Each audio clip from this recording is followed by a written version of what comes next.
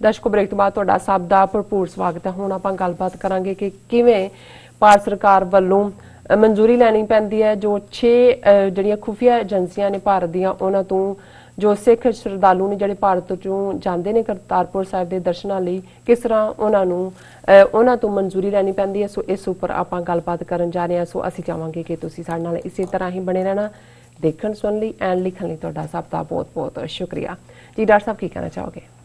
देखो इस बारे गल करन तो पहला एक चंगी खबर जिहड़ी सिख कौम दे लई फखर वाली गल है और मैं समझदा भी अज जे भारत दे नक्शे दे विच कैद माइनॉरिटीज़ चों खास तौर ते 200 मिलियन मुसलमान जिहड़े सिटीजनशिप अमेंडमेंट एक्ट और उस तो बाद जिहड़ी दूसरा इन्हां दा नैशनल रजिस्ट्रेशन और दूसरे एक्ट जिहड़े आ रहे ने उन्होंने तो खौफजदा भी ने, प्रोटेस्ट भी कर रहे हैं। दिल्ली का शाहीन बाग होए, लखनऊ का जौहर बाग होए, चारे पासे इसकी चर्चा है और पंजाब दे विच भी इस नूं लैके कल्ला मलेरकोटला ही नहीं जिथे कि मुसलमानों की साइजेबल पॉपूलेशन है, ईवन छोटियां पॉकेट्स दे विच भी अहमदगढ़ और दूसरिया थावां ते मुसलमानों दे नाल सिख आके खलोते। कश्मीरियां दे मुद्दे ते तां सिखां दी कंट्रीब्यूशन की गल सारे पासे हुंदी है कि किवें खलोते ने। पर एक घटना जिहड़ी पिछले वीकेंड के उत्ते वापरी कि किवें 100 तो ज़्यादा मुसलमानों का एक वड्डा डेलीगेशन अहमदगढ़ मंडी अहमदगढ़ तो अकाल तख्त आया और असी अपने पाकिस्तानी व्यूअर्स नूं दस दईए कि जिन्हों हरमंदर साहिब दरबार साहिब जिहड़ा है उस तो ठीक 84 कदमां दी विथ ते अकाल तख्त साहिब है। अकाल का मतलब हुंदा है इमॉर्टल डेथलैस, तख्त ज़ार है, थ्रोन और पावर है। और ये पीरीयड सी जदों 1606 दे विच पंजवें गुरु साहब गुरु अर्जन साहब की शहादत लाहौर दे विच हुई जिथे डेरा साहब लाहौर मौजूद है। तो 6वें पातशाह गुरु हरगोबिंद साहब जिहड़े लगभग 11 साल की उम्र दे सी वो 6वें गुरु बने और उन्होंने जदों असी मीरी पीरी दे कानसैप्ट की गल करते सो उन्होंने अपनी कौम के नाम या संगत के नाम ये मैसेज दिता है जिहड़ा कि ये सी कि हुण असी जुल्म नहीं सहारना। गुरु अर्जन साहब वर्गी शख्सियत नूं जे शहीद किया जाता है हुकूमत वालों सो उस वेले का जिहड़ा दिल्ली तख्त जिहड़ा 10 फुट उच्चा सी उस तो भी 2 फुट उच्चा तख्त बनाया कि भी ये तुहाडे बादशाहियां वाले जिहड़े तख्त ने तां आंदे जांदे रहणगे जुल्म करदे ने पर ये हुण थ्रोन ऑफ द इमॉर्टल है। अकाल दा तख्त है जिहड़ा सच हक इंसाफ दा तख्त है और 2 तलवारां 6वें पातशाह ने पहनी है जिन्हों असीं कहंदे मीरी ते पीरी कि ये जिहड़ी तलवार सिख चुकेगा ये स्पिरिचुअलिटी उहदा बेस है कि किसी नाल इनजस्टिस ना होए। इत्थों उस सिख धर्म दा जिन्हों गुरु नानक साहब ने जिस दी फाउंडेशन रखी उस दा मीरी पीरी दा रूप शुरू हुंदा है और बाद च 4 जंगां 6वें पातशाह के जीवन काल दे विच होईयां वो एक वखरा चैप्टर है। हुण ये वो अकाल तख्त है जिहड़ा आलमोस्ट 1606 तो लैके हुण 4 सदियां लगभग 414 साल हो गए ने और ये भी अकाल तख्त की कई बार इस नूं ढाया गया। अहमद शाह अब्दाली दे वेले भी उस तो पहला भी और जून 84 के पहले हफ्ते इंदिरा गांधी ने टैंकां तोपां नाल हमला करके जिस तख्त नूं ढाया जिन्हों डिफेंड करते हैं सन जरनैल सिंह पिंडरांवाले जनरल सुबेग सिंह भाई अमरीक सिंह ने शहीदी पाई।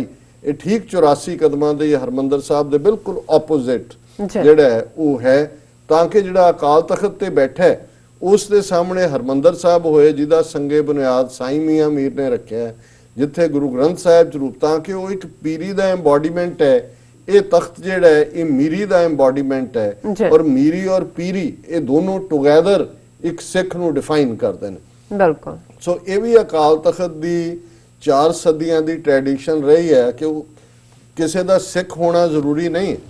कोई भी कितों आके अकाल तख्त के उत्ते फरियाद करे पुकार करे कि भाई खालसा साडे नाल खलोए साडे नाल धक्का हो रहा है। और इस तरह एक हिस्टोरिकल इवेंट है कि किवें 18वीं सदी कसूर का एक नवाब जिहड़ा एक ब्राह्मण दी न्यूली वैडिड वाइफ नूं चुक के लै गया सी वो पंडित आके उन्हें ਜਿਹੜਾ ਉਹ ਫਰਿਆਦ ਕੀਤੀ ਸੀ, ਔਰ ਹਾਲਾਂਕਿ ਕਸੂਰ ਬਹੁਤ ਪਾਵਰਫੁਲ ਰਿਆਸਤ ਸੀ, ਲੇਕਿਨ ਬਹੁਤ ਸ਼ਹੀਦੀਆਂ ਦੇ ਕੇ ਵੀ ਸਿੱਖਾਂ ਨੇ ਜਾ ਕੇ ਉਹਦੀ ਪੰਡਤ ਦੀ ਪੰਡਤਾਣੀ ਲਿਆ ਕੇ ਉਹਨੂੰ ਵਾਪਸ ਕੀ ਕਿ ਭਾਈ ਇਹ ਅਕਾਲ ਤਖਤ ਤੇ ਫਰਿਆਦੀ ਹੈ। ਹੁਣ ਮੈਂ ਇਹ ਦੇਖ ਰਿਹਾ ਕਿ ਬੇਸ਼ੱਕ ਅਸੀਂ ਖੁਦ ਸਾਡਾ ਇੱਕ ਵੱਡਾ ਹਿੱਸਾ ਉੱਥੇ ਗੁਲਾਮ ਜ਼ਹਿਨੀਅਤ ਵਾਲਾ ਬਣ ਗਿਆ ਹੈ, ਜ਼ੁਲਮਾਂ ਦਾ ਸ਼ਿਕਾਰ ਹੋ ਰਿਹਾ ਹੈ, ਲੇਕਿਨ ਇਹਦੇ ਬਾਵਜੂਦ ਕਿ ਭਾਈ ਇਹ ਅਕਾਲ ਤਖਤ ਦੀ ਸਪਿਰਿਟ ਹੈ, ਅਕਾਲ ਤਖਤ ਦੇ ਅੱਗੇ ਆ ਕੇ ਜੇ ਕੋਈ ਫਰਿਆਦੀ ਹੁੰਦਾ ਹੈ ਤੇ ਇਹਦਾ ਮਤਲਬ ਇਹ ਹੈ ਵੀ ਇਹ ਹੈ ਗੁਰੂਆਂ ਦੀ ਬਰਕਤ ਕਿ ਭਾਵੇਂ ਅੱਜ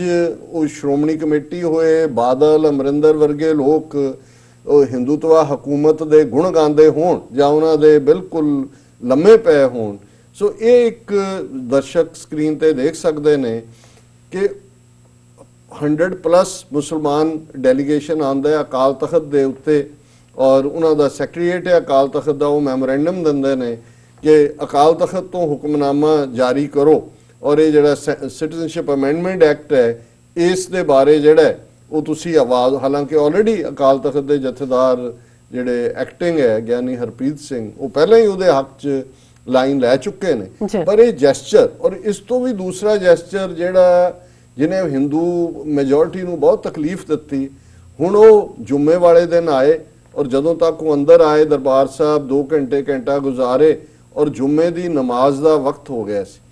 ਹੁਣ ਦਰਬਾਰ ਸਾਹਿਬ ਦੇ ਐਨ ਜਿਹੜਾ ਜਿਸ ਨੂੰ ਅਕਾਲ ਜਿਹੜਾ ਬਾਬਾ ਟਲ ਵਾਲੇ ਪਾਸਿਓਂ ਜਿਹੜਾ ਬਾਬਾ ਟਲ ਨਹੀਂ ਘੰਟਾ ਘਰ ਵਾਲੇ ਪਾਸੇ ਵੱਡਾ ਪਲਾਜ਼ਾ ਜਿਹੜਾ ਕਿ ਖੁੱਲਾ ਬਣਿਆ, ਹੁਣ ਉਹਨਾਂ ਸਾਰਿਆਂ ਨੇ ਉਹ ਦਰਬਾਰ ਸਾਹਿਬ ਕੰਪਲੈਕਸ ਹੀ ਮੰਨਿਆ ਜਾਂਦਾ, ਉਹਨਾਂ ਸਾਰਿਆਂ ਨੇ ਉੱਥੇ ਜੁਮੇ ਦੀ ਨਮਾਜ਼ ਅਦਾ ਕੀਤੀ, ਔਰ ਉਹ ਜਿਹੜੀਆਂ ਪਿਕਚਰਸ ਨੇ ਜਦੋਂ ਕਿ ਉਹ ਪੂਰੇ ਇੱਕ ਸਫ ਦੇ ਵਿੱਚ ਹੁੰਦੇ ਨੇ ਨਮਾਜ਼ ਅਦਾ ਕਰਦਿਆਂ ਦੀਆਂ, ਉਹ ਸਾਰੇ ਭਾਰਤ। ਹੁਣ ਇਹ ਗੱਲ ਜਿਹੜੀ ਹੈ ਕਿੰਨੀ ਤਕਲੀਫ ਦੇ ਰਹੀ ਹੈ ਇਹਨਾਂ ਨੂੰ ਕਿ ਇਹ ਇੱਕ ਪਾਸੇ ਸਿੱਖ ਕਸ਼ਮੀਰੀਆਂ ਨਾਲ ਖੜੇ ਨੇ, ਸ਼ਾਹੀਨ ਬਾਗ ਦੇ ਵਿੱਚ ਜਾ ਕੇ 400 ਸਿੱਖ ਬੈਠਾ ਹੈ, ਲੰਗਰ ਲਾ ਰਹੇ ਨੇ। ਅੱਜ ਇੱਕ ਸਟੋਰੀ ਜਿਹੜੀ ਬੜੀ ਪਪੂਲਰ ਹੋ ਰਹੀ ਹੈ ਕਿ ਇੱਕ ਸਿੱਖ ਨੇ ਆਪਣਾ ਫਲੈਟ ਵੇਚ ਦਿੱਤਾ ਹੈ ਕਿਉਂਕਿ ਜੋ ਚੱਲ ਰਿਹਾ ਸੀ ਜਿੰਨਾ ਕੋ ਲਿਆਏ ਸੀ ਪੰਜਾਬ ਤੋਂ ਮੁੱਕ ਗਿਆ। ਹੁਣ ਉੱਥੇ ਇਕੱਲਾ ਇਹ ਨਹੀਂ ਹੁੰਦਾ ਜਦੋਂ ਲੰਗਰ ਬਣਿਆ ਕਿ ਵੀ ਉਹ ਪ੍ਰੋਟੈਸਟ ਵਾਲੇ ਹੀ ਖਾ ਰਹੇ ਨੇ ਤਾਂ ਦੂਜੇ ਵੀ, ਔਰ ਲੰਗਰ ਤਾਂ ਸਭ ਲਈ ਖੁੱਲਾ ਹੁੰਦਾ। ਹੁਣ ਇਹ ਵੀ ਜਿਹੜੀ ਕਹਾਣੀ ਹੈ ਕਿ ਇੱਕ ਸਿੱਖ ਨੇ ਗਿਆ, ਉਹਨੇ ਕਿੰਨੇ ਕਰੋੜ ਦਾ ਆਪਣਾ ਫਲੈਟ, ਉਹਨਾਂ ਨੇ ਕਿਹਾ ਜੀ ਲੰਗਰ ਗੁਰੂ ਦਾ ਇੱਕ ਵਾਰੀ ਸ਼ੁਰੂ ਹੋ ਜਾਏ ਬੰਦ ਨਹੀਂ ਹੁੰਦਾ ਕਦੇ, ਇਹ ਚੱਲੇਗਾ। ਹੁਣ ਇਹਦੇ ਨਾਲ ਮੁਸਲਮਾਨਾਂ ਦਾ ਅਕਾਲ ਤਖਤ ਤੇ ਦਿੱਲੀ ਤਖਤ ਵਾਲੇ ਜਿਹੜੇ ਸਮਝਦੇ ਨੇ ਕਿ ਜੀ ਅਸੀਂ ਤਾਂ ਸਾਰੇ ਲੰਮੇ ਪਾਤੇ ਨੇ, ਸਾਡੇ ਸਾਹਮਣੇ ਜੋ ਮਰਜ਼ੀ ਅਸੀਂ ਪਾਰਲੀਮੈਂਟ 'ਚ ਪਾਸ ਕਰੀਏ। ਉਹਨਾਂ ਨੇ ਕਿਹਾ ਤੁਹਾਡੀ ਪਾਰਲੀਮੈਂਟ ਨਹੀਂ, ਇਹ ਰੱਬ ਦੀ ਪਾਰਲੀਮੈਂਟ ਵੀ ਹੈ, ਔਰ ਇਸ ਪਾਰਲੀਮੈਂਟ ਦੇ ਹਾਫਿਜ਼ ਅਸੀਂ ਸਿੱਖ ਕੌਮ ਦੇ ਕੋਲ ਆਏ ਕਿ ਸਿੱਖ ਨਾਲ ਖਲੋ। ਇੱਕ ਸਿੰਬੋਲਿਕ ਹੈ, ਹਾਲਾਂ ਇਹਦੇ 'ਚ ਕੋਈ ਹੋਰ ਕੋਈ ਪ੍ਰੈਕਟੀਕਲੀ ਜੇ ਅਸੀਂ ਦੇਖੀਏ ਤੇ ਆਲਰੇਡੀ ਉਹਨਾਂ ਦੀ ਟੈਰੀਟਰੀ ਉਹਨਾਂ ਦੀ 'ਚ ਹੀ ਹੈ, ਇੰਡੀਆ ਦੀ ਟੈਰੀਟਰੀ ਹੈ, ਪਰ ਇਹ ਇੱਕ ਬਹੁਤ ਵੱਡੀ ਗੱਲ ਹੈ ਕਿ ਇੱਕ ਤਾਂ ਇਹ ਆਪਸ ਦੇ ਵਿੱਚ ਫੇਥ ਦਸਾਉਂਦਾ ਹੈ ਬਿਲਕੁਲ, ਔਰ ਇਹ ਵੀ ਉਹ ਸਮਝਦੇ ਨੇ, ਸਿੱਖਾਂ ਲਈ ਪ੍ਰਾਈਡ ਵੀ ਹੈ ਕਿ 200 ਮਿਲੀਅਨ ਗਿਣਤੀ ਵਾਲੀ ਮੁਸਲਮਾਨ ਕੌਮ ਦਾ ਜਿਹੜਾ ਇੱਕ ਵੱਡਾ ਡੈਲੀਗੇਸ਼ਨ ਹੈ, 30 ਮਿਲੀਅਨ ਜਿਹੜੇ ਨੇ ਉਹਨਾਂ ਦੇ ਕੋਲ ਆ, ਕਿਉਂਕਿ ਇਹ ਪ੍ਰਿੰਸੀਪਲ ਦੀ ਗੱਲ ਹੈ। ਉਹ ਸਮਝਦੇ ਨੇ ਭਾਈ ਸਿੱਖ ਦੇ ਕੋਲ ਕਰੇਜ ਵੀ ਹੈ ਔਰ ਇਹ ਸਭ ਦੀ ਸਾਂਝੀ ਥਾਂ ਹੈ, ਔਰ ਉੱਥੇ ਉਹ ਨਮਾਜ਼ ਅਦਾ ਕਰਦੇ ਨੇ। ਇਹ ਛੋਟੀ ਗੱਲ ਨਹੀਂ ਹੈ, ਸੋ ਮੈਂ ਸਮਝਦਾ ਵੀ ਇਹ ਇੱਕ ਫਖਰ ਦੀ ਗੱਲ ਹੈ। ਹੁਣ ਦੂਸਰੇ ਪਾਸੇ ਜਦੋਂ ਅਸੀਂ ਪਿਛਲੇ ਦਿਨਾਂ 'ਚ ਵੀ ਜ਼ਿਕਰ ਕੀਤਾ ਕੌਂਸਲ ਜਨਰਲ ਪਾਕਿਸਤਾਨ ਦੇ ਜਿਸ ਫੰਕਸ਼ਨ ਦੇ ਵਿੱਚ ਆਏ 5 ਫਰਵਰੀ ਦੇ ਬੀਬੀ ਆਇਸ਼ਾ ਅਲੀ ਜੀ ਜ਼ਾਹਰ ਹੈ, ਉਹ ਸਾਡੀ ਜਿਹੜੀ ਉਸ ਦੇ ਵਿੱਚ ਪ੍ਰੈਜੈਂਟੇਸ਼ਨ ਵਾਲੀ ਸਪੀਚ ਸੀ ਸਾਡੇ ਦਰਸ਼ਕਾਂ ਨੇ ਬਹੁਤ ਸਰਾਹੀ। ਸੰਡੇ ਉਹਨੂੰ ਅਪਲੋਡ ਕੀਤਾ ਗਿਆ, ਅਸੀਂ ਸਭ ਦਾ ਪਹਿਲਾਂ ਹੀ ਸ਼ੁਕਰੀਆ ਅਦਾ ਕਰਦੇ ਹਾਂ। ਬਹੁਤ ਸ਼ਾਇਦ ਮੈਸੇਜ ਵੀ ਇਸ ਤੇ ਹੋਣਗੇ। ਔਰ ਇਸ ਸਾਰੇ ਦੇ ਨਾਲ ਜਿਹੜੀ ਖਬਰ ਨੂੰ ਲੈ ਕੇ ਉਸੇ ਹੀ ਵੀਕਐਂਡ ਦੇ ਉੱਤੇ ਖਬਰ ਸੀ ਕਿ ਪਾਕਿਸਤਾਨ ਦੀ ਨੈਸ਼ਨਲ ਅਸੈਂਬਲੀ ਦੇ ਵਿੱਚ ਉਹਨਾਂ ਨੇ ਪਾਕਿਸਤਾਨ ਦੇ ਮਿਨਿਸਟਰ ਨੇ ਕਿਹਾ ਕਿ passport free entry to Kartarpur under consideration, ਕਿ ਅਸੀਂ ਇਸ ਗੱਲ ਦੇ ਉੱਤੇ ਵਿਚਾਰ ਕਰ ਰਹੇ ਹਾਂ। Pakistan's national assembly was informed that a proposal for allowing passport free entry for Sikh pilgrims to Gurdwara Darbar Sahib in Kartarpur was under consideration in order to attract more visitors, it was reported on Saturday. Or during question hour on Friday, Interior Minister Ijaz Shah said that at present passport free entry of Indian pilgrims to Kartarpur was not allowed in accordance with memorandum of understanding signed between two neighboring countries। ਉਹਨਾਂ ਨੇ ਕਿਹਾ ਕਿ ਵੀ ਹੁਣ ਅਸੀਂ ਇਸ ਤੇ ਕਰ ਰਹੇ ਹਾਂ ਕਿਉਂਕਿ ਪਹਿਲਾਂ ਜਿਹੜਾ ਮੈਮੋਰੈਂਡਮ ਸਾਈਨ ਕੀਤਾ ਹੈ ਉਸ ਦੇ ਵਿੱਚ ਇਹ ਅਲਾਉ ਨਹੀਂ ਕੀਤਾ ਹੋਇਆ, ਪਰ ਅਸੀਂ ਇਸ ਦੇ ਉੱਤੇ ਇਹਨੂੰ ਤੋੜਨ ਖਤਮ ਕਰਨ ਦੀ ਕਰ ਰਹੇ ਹਾਂ ਜੀ। ਹੁਣ ਜਿਹੜੀ ਖਬਰ ਇੱਕਦਮ ਨਾਲ ਹੀ, ਕਿਉਂਕਿ ਜਦੋਂ ਇਹ ਆਇਆ ਕਿ ਵੀ ਹੁਣ ਬੇਸ਼ੱਕ 60,000 ਦੇ ਕਰੀਬ ਸਿੱਖ ਯਾਤਰੂ ਇਸ ਪੀਰੀਅਡ 'ਚ ਗਏ ਨੇ ਪਿਛਲੇ ਮਹੀਨਿਆਂ 'ਚ, ਪਰ ਜਿਹੜਾ ਪ੍ਰੋਵੀਜ਼ਨ ਹੈ ਉਹ ਤਾਂ 5,000 ਰੋਜ਼ ਜਾਣ ਦਾ ਜਿਹੜਾ ਇਸ ਐਗਰੀਮੈਂਟ ਦੇ ਥੱਲੇ, ਔਰ 25 ਮਿਲੀਅਨ ਸਿੱਖ ਉੱਥੇ ਰਹਿੰਦੇ ਨੇ। ਹੁਣ ਰੋਜ਼ਾਨਾ 80,000 ਤੋਂ 1 ਲੱਖ ਸਿੱਖ ਦਰਬਾਰ ਸਾਹਿਬ ਦੇ ਦਰਸ਼ਨਾਂ ਨੂੰ ਜਾਂਦੇ ਨੇ। ਹੁਣ ਜੇ ਤੁਸੀਂ ਇਹਦਾ ਅੱਧ ਵੀ ਕਰ ਦਿਓ 50,000 ਤੇ ਉੱਥੇ ਤਾਂ ਉਹਨਾਂ ਨੇ ਹੈ ਹੀ 5,000 ਦੀ ਫਿਗਰ ਹੈ। ਹੁਣ ਇਹ ਸਵਾਲ ਆਇਆ ਕਿ ਵੀ ਇੰਨਾ ਵੱਡਾ ਕੰਮ, ਦੁਨੀਆ ਦਾ ਸਭ ਤੋਂ ਵੱਡਾ ਗੁਰਦੁਆਰਾ 800 ਏਕੜ ਦੇ ਵਿੱਚ, ਔਰ ਸਾਡਾ ਮਦੀਨਾ ਜਿੱਥੇ ਗੁਰੂ ਨਾਨਕ ਸਾਹਿਬ ਨੂੰ ਜਿਸ ਮਿੱਟੀ ਦੀ ਦੇ ਇੱਕ ਜ਼ਰੇ ਦੇ ਵਿੱਚ ਬਾਬੇ ਨਾਨਕ ਦੀ ਉਸ ਪ੍ਰੈਜ਼ੈਂਸ ਨੂੰ ਤੁਸੀਂ ਮਹਿਸੂਸ ਕਰਦੇ ਹੋ ਕਿ ਵੀ ਐਸਾ ਕੀ ਗੱਲ ਹੈ, ਕਿਉਂ ਨੰਬਰ ਹੈ। ਹੁਣ ਇੱਕ ਤਾਂ ਇਹ ਤਾਂ ਹੈ ਹੀ ਸੀ ਕਿ ਜੀ ਪਾਸਪੋਰਟ ਦੀ ਕੰਡੀਸ਼ਨ ਹੈ, ਇਹਦੇ 'ਚ ਕੋਈ ਸ਼ੱਕ ਨਹੀਂ ਹੈ, ਔਰ ਪਾਸਪੋਰਟ 'ਚ ਸਾਰੀਆਂ ਉਹ ਇਨਕੁਆਰੀਆਂ ਪੁਲਿਸ ਦੂਜੇ ਤੀਜੇ, ਔਰ ਕੁਦਰਤੀ ਜਿਹੜਾ ਉਹਨਾਂ ਦੀ ਜਿਹੜੀਆਂ ਮੀਡੀਆ ਨੇ ਉਹਨਾਂ ਨੇ ਵੀ ਇੱਕ ਸਟੋਰੀ ਚੁੱਕ ਲਈ ਕਿ ਜੀ passport norm keeps pilgrim of Kartarpur shrine ਕੇ ਪਾਸਪੋਰਟ ਦਾ ਹੋਣਾ ਔਰ ਦੂਜਾ। ਲੇਕਿਨ ਇਸ ਖਬਰ ਦੇ ਵਿੱਚ ਜਿਹੜੀ ਗੱਲ ਦੇ ਉੱਤੇ ਮੇਰੀ ਨਜ਼ਰ ਇਹ ਤਾਂ ਜ਼ਾਹਰ ਹੈ ਕਿ ਪਾਸਪੋਰਟ ਦੀ ਕੰਡੀਸ਼ਨ ਰੱਖ ਕੇ ਪਾਸਪੋਰਟ ਦੀ ਫੀ ਵੀ ਬੜੀ ਰੱਖੀ ਹੋਈ ਹੈ। ਸੋ ਕੁੱਲ ਮਿਲਾ ਕੇ ਉਹਦੇ ਨਾਲ $20 ਦੀ ਸਰਵਿਸ ਫੀ ਹੈ, ਇੱਧਰ ਜਾਂਦੇ ਆ, ਔਰ ਜਦੋਂ ਘਰੋਂ ਤੁਰਨਾ ਹੈ 4 ਬੱਚੇ ਨਾਲ ਨੇ, ਦੂਜਾ 25 ਤੋਂ 30,000 ਰੁਪਈਆ ਜੇ ਪਾਸਪੋਰਟ ਨਾ ਹੋਏ ਤੇ $20 ਨਾਟ ਅ ਬਿਗ ਅਮਾਉਂਟ। ਉਹ ਤਾਂ ਤੁਸੀਂ ਵੈਸੇ ਵੀ ਬੱਸਾਂ ਗੱਡੀਆਂ, ਲੇਕਿਨ ਉਹਨਾਂ ਨੇ ਫਿਰ ਉਹਨਾਂ ਦੀਆਂ ਇਨਕੁਆਰੀਆਂ, ਫਿਰ ਇੱਕ ਇਹ ਫੀਅਰ ਉਹਨਾਂ ਦੀਆਂ ਏਜੰਸੀਆਂ ਖਬਰਾਂ ਨੇ ਕ੍ਰੀਏਟ ਕਰ ਦਿੱਤਾ ਹੈ ਕਿ ਜੀ ਜੇ ਪਾਕਿਸਤਾਨ ਦਾ ਵੀਜ਼ਾ ਲੱਗਾ ਹੋਏਗਾ ਉੱਥੋਂ ਦੇ ਪਾਸਪੋਰਟ ਤੇ ਤਾਂ ਬਾਹਰ ਨਹੀਂ ਤੁਸੀਂ ਜਾ ਸਕਦੇ, ਕੈਨੇਡਾ ਅਮਰੀਕਾ, ਹਾਲਾਂਕਿ ਈਵਨ ਪਾਸਪੋਰਟ ਹੁੰਦੇ ਆ ਵੀ ਵੀਜ਼ਾ ਨਹੀਂ, ਪਰ ਤੁਸੀਂ ਇੱਕ ਮਿਸ ਇਨਫੋਰਮੇਸ਼ਨ ਦੇ ਰਹੇ ਹੋ। ਪਰ ਜਿਹੜੀ ਗੱਲ ਵੱਲ ਮੇਰਾ ਧਿਆਨ ਗਿਆ, ਉਹਨਾਂ ਨੇ ਕਿਹਾ ਵੀ ਇਹ ਐਨ ਇਮੀਗ੍ਰੇਸ਼ਨ ਆਫੀਸ਼ੀਅਲ ਸੈਡ, ਔਰ ਇਹ ਕੋਟ ਅਨਕੋਟ ਹੈ ਉਹਨਾਂ ਦੇ ਜਿਹੜੀ ਉਹਨਾਂ ਦੀ ਖਬਰ ਹੈ, ਇਹ majority of people do not have A passport, ਕਿ ਬਹੁਤਿਆਂ ਕੋਲ ਪਾਸਪੋਰਟ ਨਹੀਂ ਹੈ। ਐਵਰੀ ਸਿੰਗਲ ਡਿਵੋਟੀ, ਇਹ ਹੁਣ ਦੇਖਣ ਵਾਲਾ ਹੈ, every single devotee who arrives at integrated check post ICP goes through security check by 6 agencies।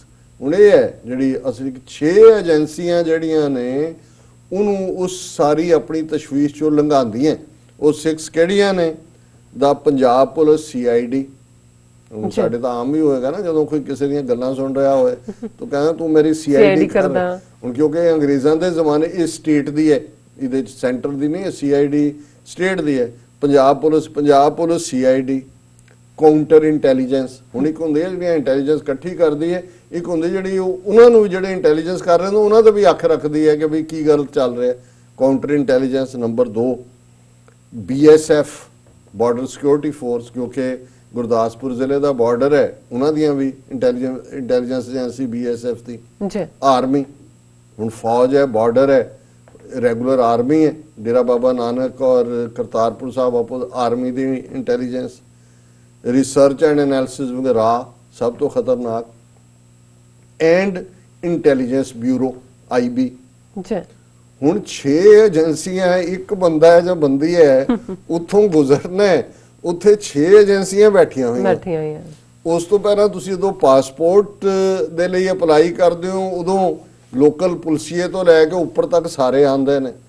ਜਦੋਂ ਤੁਸੀਂ ਕਰਤਾਰਪੁਰ ਸਾਹਿਬ ਦੀ ਰਜਿਸਟ੍ਰੇਸ਼ਨ ਲਈ ਇੰਟਰਨੈਟ ਤੇ ਅਪਲਾਈ ਕਰਨਾ ਹੈ, ਪਾਸਪੋਰਟ ਵੀ ਤੁਹਾਡੇ ਕੋਲ ਹੈ, ਫਿਰ ਵੀ ਤੁਹਾਡੇ ਘਰ ਉਹਨਾਂ ਨੇ ਪਹਿਲਾਂ ਚੈੱਕ ਲਈ ਆਣਾ ਕਿਉਂਕਿ ਪੈਸੇ ਵੀ ਦੇਣੇ ਪੈਣੇ ਉਹਨਾਂ ਨੂੰ। ਸੋ ਉਹ ਜਿਹੜਾ ਮੁੱਠੀ ਗਰਮ ਕਰਨ ਵਾਲਾ ਕੰਮ ਹੈ, ਪਲੱਸ ਬਹੁਤੇ ਕਹਿੰਦੇ ਨੇ ਵੀ ਇਹ ਕਿਹੜੇ ਜੱਬ ਨੂੰ ਫੜੇ ਜਾਵਾਂਗੇ, ਇਹ ਤਾਂ ਸਾਨੂੰ ਮੁੜ ਕੇ ਖਿੱਚੀ ਜਾਣਗੇ। ਬਿਲਕੁਲ। ਹੁਣ ਇਹ ਮੇਰੇ ਲਈ ਵੀ ਹੈਰਾਨੀ, ਮੈਨੂੰ ਇਹ ਤਾਂ ਸੀ ਕਿ ਵੀ ਜਦੋਂ ਇਹ ਉਹ ਰਜਿਸਟ੍ਰੇਸ਼ਨ ਤੋਂ ਬਾਅਦ ਕਲੀਅਰੈਂਸ ਕਰਦੇ ਨੇ ਤੇ ਜ਼ਾਹਰ ਹੈ ਪੁਲਿਸ ਔਰ ਦੂਜਾ ਹੋਏਗਾ, ਪਰ 6 ਇੰਟੈਲੀਜੈਂਸ ਏਜੰਸੀਆਂ ਮੌਕੇ ਤੇ ਗਏ ਨੂੰ ਵੀ ਲੰਘਾਉਂਦੀਆਂ ਤੇ ਫਿਰ ਇਸ ਸਾਰੇ ਚੋਂ ਤਾਂ ਨਿਕਲ ਕੇ ਕਿਨੇ ਜਾਣਾ। ਸੋ ਉਸ ਹਰਾਸਮੈਂਟ ਚੋਂ, ਔਰ ਇਹ ਗੱਲ ਸਿਰਫ ਇਹਨੇ ਇੱਕ ਤਰਫਾ ਕੀਤੀ ਹੈ, ਵਾਪਸੀ ਦੇ ਉੱਤੇ ਜਦੋਂ ਮੈਂ ਹੁਣ ਬਹੁਤ ਸਾਰੀਆਂ ਵੀਡੀਓਜ਼ ਇਸ ਲਾਈਨ ਦੀਆਂ ਦੇਖਦਾ, ਹੁਣ ਸਭ ਤੋਂ ਜ਼ਿਆਦਾ ਪਿਆਰੀ ਚੀਜ਼ ਜਿਹੜੇ ਉੱਥੋਂ ਗਏ ਵਾਪਸ ਲਿਆਂਦੇ ਨੇ ਉਹ ਹੈ ਮਿੱਟੀ, ਇੱਕ ਢੇਲਾ ਮਿੱਟੀ ਦਾ, ਕਿ ਅਸੀਂ ਉਸ ਕਰਤਾਰਪੁਰ ਦੀ ਸਰਜ਼ਮੀਨ ਜਿੱਥੇ ਬਾਬੇ ਨਾਨਕ ਨੇ ਖੇਤੀ ਕੀਤੀ, ਹਲ ਚਲਾਇਆ, ਜਿਸ ਮਿੱਟੀ 'ਚ ਗੁਰੂ ਨਾਨਕ ਸਾਹਿਬ ਦਾ ਮੁੜਕ ਹੈ, ਪਸੀਨਾ ਜੀ, 18 ਸਾਲ, ਔਰ ਇਹ ਸਾਡੇ ਮਦੀਨੇ ਦੀ ਧਰਤੀ ਦਾ ਜੀ, ਔਰ ਉਹਨੂੰ ਉਹ ਰਖਾ ਲੈਂਦੇ ਨੇ। ਪਹਿਲਾਂ ਤਾਂ ਉਹਨੂੰ ਕੁੱਤਿਆਂ ਨੂੰ ਸੰਘਾਉਂਦੇ ਸੀ, ਪ੍ਰਸ਼ਾਦ ਨੂੰ ਵੀ। ਹੁਣ ਲੋਕ ਕਹਿੰਦੇ ਨੇ ਜੀ ਅਸੀਂ ਜੇ ਕੁਝ ਹੋਰ ਸਾਰਾ ਕੁਝ ਲੈ ਲਓ, ਸਾਡਾ ਸਮਾਨ ਵੀ ਰੱਖ ਲਓ, ਇਹ ਮਿੱਟੀ ਦੇ ਦਿਓ ਸਾਨੂੰ, ਉਹਨੂੰ ਜਾਣ ਨਹੀਂ ਜਾਣਨ। ਦੇਖੋ ਹੁਣ ਜਦੋਂ ਇਸ ਹੱਦ ਤੱਕ ਜਦੋਂ ਇਹ ਕਹਾਣੀਆਂ ਅੱਗੋਂ ਵੀ ਘੁੰਮਦੀਆਂ ਕਿ ਇਹ ਕਹਿੰਦੇ ਨਾ ਅਸੀਂ ਤਾਂ ਇਹ ਨਹੀਂ ਬਰਦਾਸ਼ਤ ਕਰ ਸਕਦੇ ਕਿ ਅਸੀਂ ਉਹਦੀ ਮਿੱਟੀ ਦੀ ਤੋਹੀਨ ਕਰੀਏ।